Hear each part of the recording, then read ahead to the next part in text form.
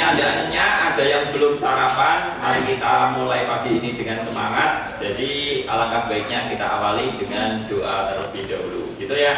Silakan dipimpin ketua kelas, silakan dipimpin doa. Saya persilakan.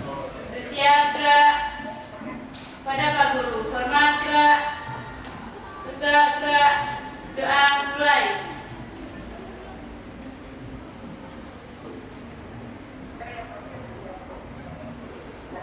Doa selesai. Alhamdulillah, mudah-mudahan dengan doa yang kita panjatkan pagi ini kita tetap semangat, kita diberikan kemudahan, kelancaran dan kesuksesan untuk hari ini dan seterusnya. Oke, applause dulu buat semuanya. Yang pertama saya akan absensi dulu karena hari ini full sekali setelah kemarin di pertemuan yang kemarin itu karena ada dispen tidak jalan ya. Hadir Agustina, hadir Ahmad Hafid, Ahmad Imron, hadir Andini, wah kakak Aziz ini ya. Makin kesini makin glowing kakak Aziz. Hadir, masih bersinar? Masih, oh masih, alhamdulillah. Catur, Dedi, Desti, Devi, Karina. Oh ini komandannya tidak jalan ya? Ya. Gimana? Juara enggak? Belum ada, enggak apa-apa. Kalian tuh jadi juara di hati saya. Terakhir Linda Listiana. Wah, hadir semua aplaus dong buat saya. Ya hari ini ya. Bisa formasi full. Harapannya dengan formasi yang full ini kita semangatnya luar biasa, juga niatnya untuk mencari ilmu, untuk mendapatkan bekal masa depan. Saya percaya di depan saya ini adalah calon orang-orang sukses di masa depan. Oke, jadi hari ini kita akan melanjutkan yang kemarin. Nah, yang kemarin tentang apa masih ingat? Masih ingat ya? Masih. Oke, sebentar. Nah, kalau saya tayangkan yang ini, yang bisa kalian lihat dari gambar ini? Pokari. Nah, kalau ingat Pokari, ingat pelajaran yang kemarin? Iya. Apa yang kamu ingat dari pelajaran kemarin? Produksi Pokari. Menjelaskan proses produksi Pokari. Bagus. Memang ada prosesnya ya. Jalan-jalan botolnya itu sampai terisi, sampai didistribusikan ke seluruh Nusantara itu. Oke, lanjut tambah lagi. Jadi proses produksi itu ada dua kalau secara alur kerjanya. Ada yang terus-menerus, ada yang terputus. Nah, kemarin kita contohkan adalah PIN itu ya. Nah ini kira-kira ini kan lagi minum nih. Dia apa sih sebenarnya yang pengen dia dapetin apa ini? Menghilangkan haus. Ya, simpel sekali. Ini saya haus, saya harus minum Pokari. Kenapa? Air putih muntah-muntah. Ya banget ini ya. Jadi minumnya harus Pokari. Oke, ini ya tadi ada harapan yang pengen dicapai, hausnya jadi hilang, kondisi tubuh makin meningkat, iya kan? Nah, berarti ini adalah tentang tujuan. Ya. Nah, di kelas ini hari ini kita juga punya tujuan ngapain? Nah, ini ada 3. Menentukan tujuan proses produksi massal. Nah, kemarin kita sudah lihat videonya Mr. Po. Nah, kita sudah ada tahapan-tahapannya. Nanti akan kita belajar tujuannya apa sih itu semua, kok harus ditentukan tahap-tahapnya. Kemudian setiap tahap itu berhasil atau tidak itu ada tolak ukurnya atau ada indikatornya. Kemudian yang terakhir nanti membuat perencanaan proses produksi massal. Kalau yang terakhir ini nanti akan ada praktek, tapi nanti di pertemuan berikutnya. Jadi hari ini fokus kita di 3.12.1 sama 13.2. Oke. Nah, mulai masuk ke materi ini bahwa setiap kegiatan pasti punya tujuan. Begitu juga dengan proses produksi massal. Nah, menurut kalian nih, tujuannya apa sih dilakukan tahapan proses produksi massal? Kok nggak wes ayo bikin, misalnya bikin pin, ayo kan pasti direncanakan nih mau bikin pin, direncanakan desainnya gimana, kapan mengerjakannya, butuh waktu berapa. Nah, tujuan dari proses produksi yang pertama yaitu meningkatkan efisiensi. Biasanya tuh sering tuh, saya merebus 1 telur butuh waktu 1 menit. Saya butuh waktu 1 menit untuk merebus 1 telur, ya kan? Ya. Nah, untuk merebus 10 telur saya butuh waktu berapa? 1 menit. kualitas. Ya, kalau jumlah yang dihasilkan berarti tadi hubungannya efisiensi dalam waktu yang singkat, kemudian biaya yang terbatas atau bisa ditekan, kita bisa menghasilkan barang yang lebih banyak. Nah, kan masuk itu, nyambung semua ya. Karena memang ini adalah tujuan dari proses produksi massal. Oke, yang ketiga, nah ini pasangannya, meningkatkan kualitas. Nah, apa iya ketika kita bikin produk nih dalam waktu yang cepat, biaya murah, hasilnya banyak, kualitasnya bagus? Mungkin tidak? Mungkin. Kenapa? Karena di dalam proses produksi itu kita kan sudah bikin rencana. Nah, salah satu di tahapannya itu ada yang namanya evaluasi. Nah, disitulah kita nanti akan memastikan standar produk yang kita hasilkan pasti akan terjamin. Kayak kemarin, Pak. Kalau jumlah penjualan meningkat itu barang yang dijual itu meningkat. Barang yang dijual bertambah. Nah, terus kalau hasilnya? Hasil produksi itu hasilnya lebih banyak dari hasil produksi sebelumnya. Bagus. Oke, close dulu buat Kak Bintang. Kita ini ya, pertemuan kedua untuk produk massal ini. Jadi ini yang keempat sama kelima, pertumbuhan usaha dan perkembangan usaha. Mungkin teman-teman ada yang mau nyoba dulu? Kalau tadi cuma saya sampaikan kalau bentuknya sudah tumbuh, dia tumbuh. Ya, awalnya terbatas, kan ada tuh kalau yang masih kecil-kecil itu terbatas sama kainnya, bahannya yang ukurannya pendek itu. Aduh mas gak punya ini karena mesin bendernya kan ada yang kecil, ada yang kapasitas untuk gede kan ada itu ya. Nah kan beda-beda. Nah itu namanya tumbuh. Kalau berkembang kita ada jenis usaha yang lain. Pekerja segala macam itu biayanya luar biasa. Tetapi namanya bisnis jangka panjang. Nanti ketika 10 tahun sudah balik modal nih, berarti tinggal naruh untungnya. Nah padahal jalan tol itu kan bertahan berapa tahun? Puluhan tahun, iya enggak? Sekarang penggunanya makin lama makin ramai, makin banyak, iya kan? Paling tinggal yang lubang-lubang ditambal, sudah selesai. Perawatan kan nggak sebanyak ketika bikin awal, iya dah.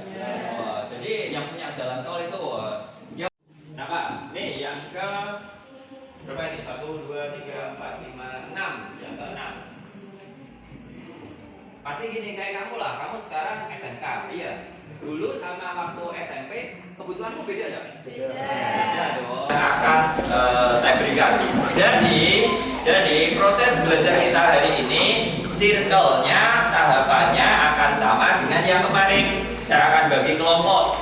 Kelompok itu akan punya masalahnya dari saya nanti ya. Kemudian masalah itu akan didiskusikan. Tugas kalian adalah mencari solusi. Kemudian menyiapkan hasil presentasi. Yang terakhir adalah nanti mempresentasikan. Setelah itu nanti kita akan menyimpulkan bareng-bareng apa yang kita pelajari. Gitu ya. Oke, are you ready?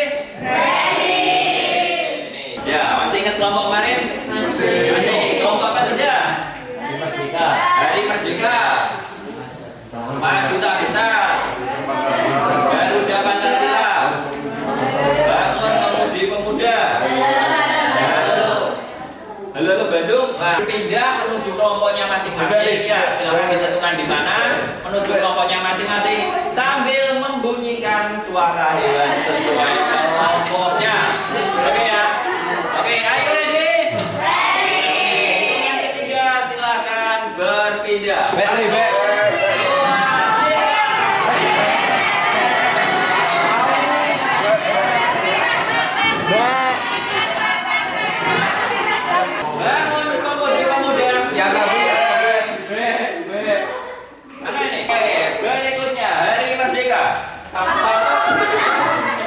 Petong. Ini tadi ada yang berpindah. Ayam. Harusnya kan petong. Oke, berikutnya. Halo Bandung. Satu nusa, satu bangsa. Ini apa? Serigala ya? Close dulu buat semuanya. Sudah berkumpul dengan kelompok. Sekarang perhatikan video yang akan saya putar, yang akan saya tayangkan, ada suaranya juga. Nanti ini adalah bahan untuk masalah yang diperhatikan. Kemarin ketemu Mr. Po, sekarang ketemu siapa? Yunyi. Oke, semuanya tenang ya. Mudah-mudahan nih suaranya aman. Oke deh, sekarang kita bikin sosis Jerman isi keju mozzarella yuk. Gak perlu jauh-jauh ke Jerman kok. Bratwurst sudah diproduksi di Indonesia. Tepatnya di pabrik yang terletak di Karawaci, Tangerang. Sekali produksi, pabrik ini menghabiskan bahan baku sekitar 500 kg. Dari video ini saya sudah siapkan beberapa masalah. Masalah ini akan kalian selesaikan di dalam kelompok. Jadi kalian boleh diskusi, temukan solusi yang paling bagus menurut kelompok kalian. 4C. Nah, saya pengen 4C ini bisa masuk ke proses pembelajaran kita. 4C itu yang pertama kreatif, C, kreatif. Nah, saya pengen kalian kreatif. Nanti akan sangat terlihat ketika ini praktek ya, kreatif. Tapi hari ini harapan saya juga kalian kreatif. Bisa dimunculkan kreatif. Kemudian ada critical thinking. Ini berpikir kritis.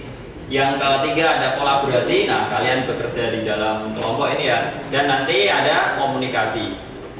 Pasti dong di dalam kelompok akan ada komunikasi, saling bertanya, saling menyampaikan pendapat, menghargai, dan nanti berpresentasi di depan. Itu juga bagian dari komunikasi. Gitu ya. Siap ya menerapkan 4C di proses penyelesaian masalah ini? Siap. Oke. Buat semangatnya, tepuk tangan dulu semuanya. Satu persatu dipahami dulu alur yang harus dilakukan. Ke temenmu apa yang kamu ketahui. Ya, nama kelompoknya jangan lupa ditulis. Ini kok masih sendiri-sendiri nih gimana? Oh, masih apa? Brainstorming masing-masing ya. Ya, habis itu nanti disampaikan ya. Sampaikan ke teman-teman hasilnya bagaimana. Ini disiapkan buku yang mau dipakai untuk nanti nulis hasilnya. Nama ini ada berapa yang anggotanya? 5 ya? 5. Oke, 5.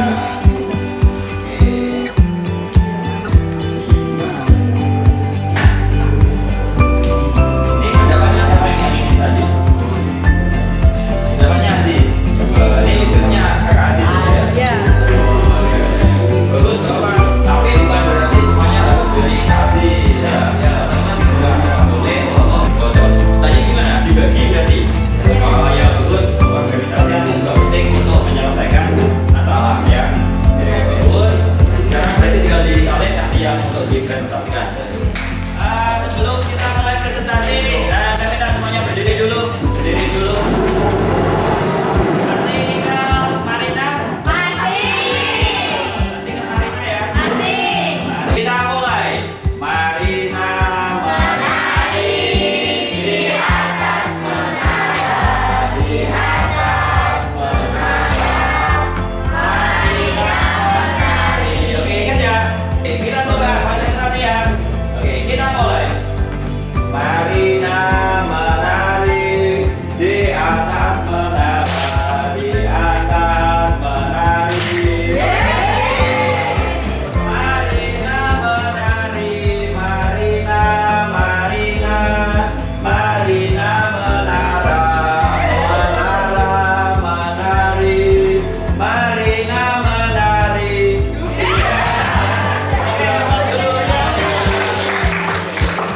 Kita mulai. 1, 2, 3.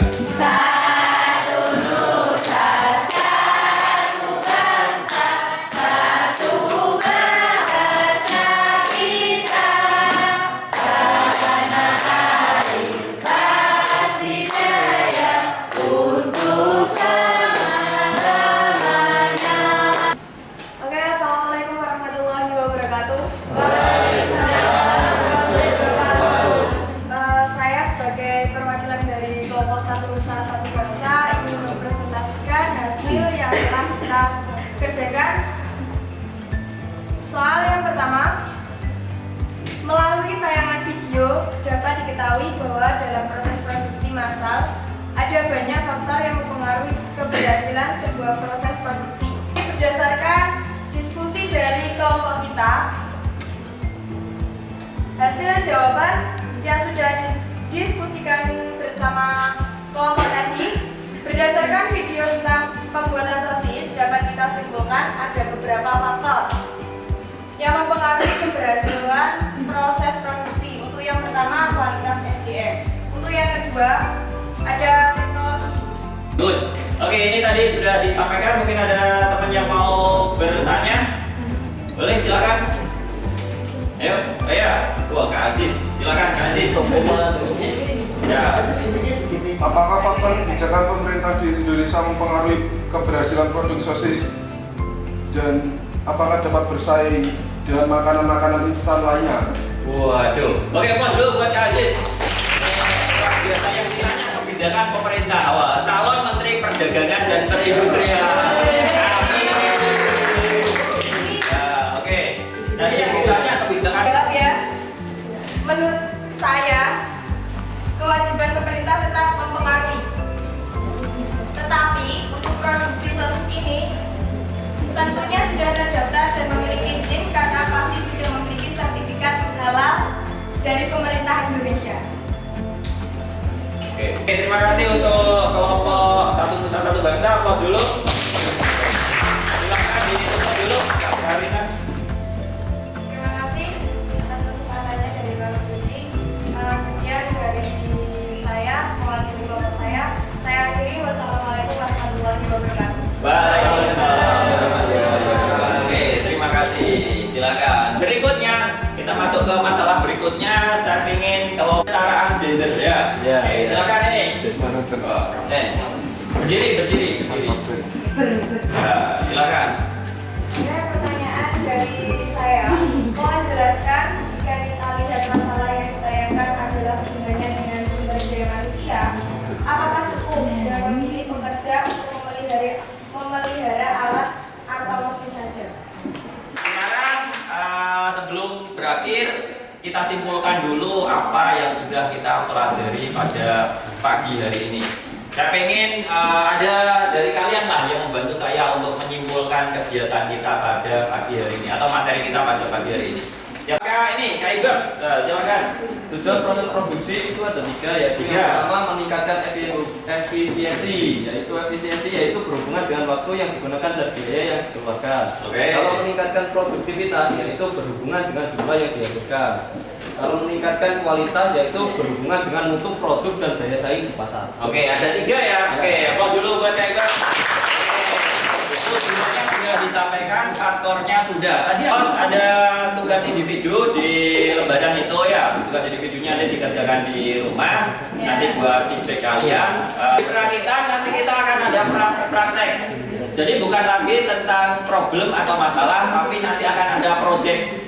Akan ada project apa yang akan kalian kerjakan, yang akan kalian selesaikan sampai akhirnya nanti di akhir pembelajaran kita akan punya satu produk yang itu adalah hasil karya kita, gitu ya. Saya pengen salah satu mewakili Kak Karina, gimana pembelajaran yang dirasakan hari ini? Menyenangkan. Terus kita bisa paham, tapi di situ kita juga nggak merasakan tegang. Oh, nggak merasakan tegang. Alhamdulillah. Happy ya. Nah, kira-kira 4C-nya sudah tercapai belum ini? Sudah. Kalian merasa berpikir kritis, jadi dipaksa untuk pikir nih, kan tadi ada masalah tuh ya. Terus kalian merasa jadi orang yang kreatif, menemukan solusi gitu? Ya. Terus kalian sudah berkomunikasi dengan teman-teman? Berkolaborasi, menyelesaikan masalah? Sudah. Oke, berarti 4C sudah tercapai. Yang berani sama burung elang itu adalah burung gagak kecil, tau? Burung gagak itu ya. Nah, burung gagak itu dia kalau sudah di atasnya elang, dia pasti akan mematuk kepalanya elang. Dipatuk itu ya. Tetapi elang itu akan menghiraukan. Elang akan tetap terbang tinggi, makin tinggi. Dia tidak menghiraukan si gagak itu. Tapi dia akan tetap terbang tinggi dan lama-kelamaan gagak ini akan kehabisan oksigen dan dia akan jatuh dengan sendirinya. Dalam kehidupan kita tidak perlu memikirkan hal yang memang tidak perlu kita pikirkan. Jadi tetaplah terbang tinggi, tetaplah dengan kreativitas kalian, eksplor apa yang kalian miliki, abaikan hal-hal yang bisa menjatuhkan kalian. Gitu ya. Tetap semangat semuanya.